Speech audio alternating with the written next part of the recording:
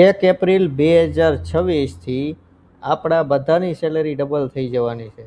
જે લોકો જોબ કરે છે એ બધા લોકોની સેલેરી હવે ડબલ થઈ જવાની છે. એટલે કે જો તમારી સેલેરી 10,000 છે તો એ વધીને 20,000 થઈ જવાની છે, અને જો તમારી સેલેરી 50,000 છે તો એ વધીને ડબલ થઈને તમારી સેલેરી લાખ રૂપિયા થઈ જવાની છે. આવી વાયરલ પોસ્ટો તમને ઘણી બધી જગ્યાએ સોશિયલ મીડિયામાં જોવા મળી હશે.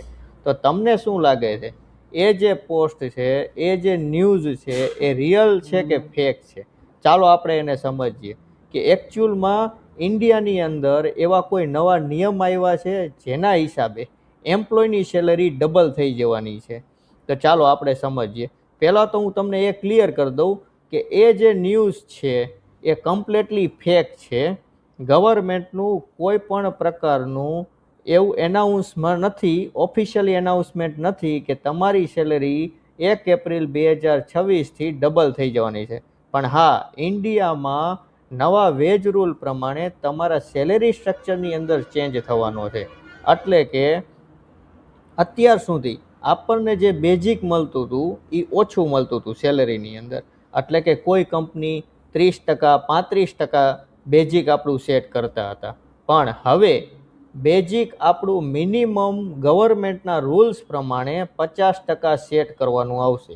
એટલે કે આપણી જે સેલેરી છે એ સેલેરીની અંદર આપણું જે બેઝિક કાઉન્ટ કરવામાં આવશે એ મિનિમમ 50% કરવામાં આવશે.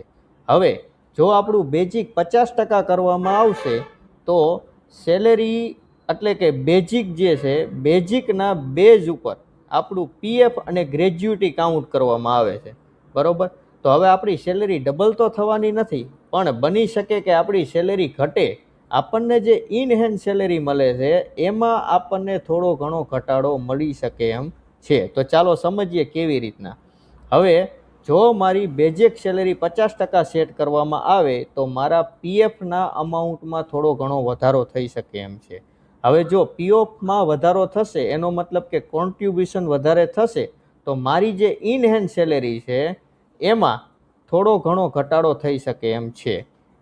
એટલે કે લોંગ ટર્મ તમને બેનિફિટ થવાનો છે પીએફની અંદર, અને ગ્રેજ્યુટીની અંદર તમને લોંગ ટર્મ બેનિફિટ થવાનો છે. પણ સેલેરી ડબલ થવાવાળી જે વાત છે એ ખોટી છે. બરોબર? એટલે કે જો તમારી સેલેરી 10,000 છે તો એ વધીને 20,000 થવાની નથી. તો આવા જ વિડીયો તમને જો પસંદ આવ્યા હોય તો આને શેર, લાઈક અને સબસ્ક્રાઈબ કરી દેજો. મળીએ ત્યારે નેક્સ્ટ વિડીયોમાં કોઈક નવા કોન્ટેન્ટ સાથે.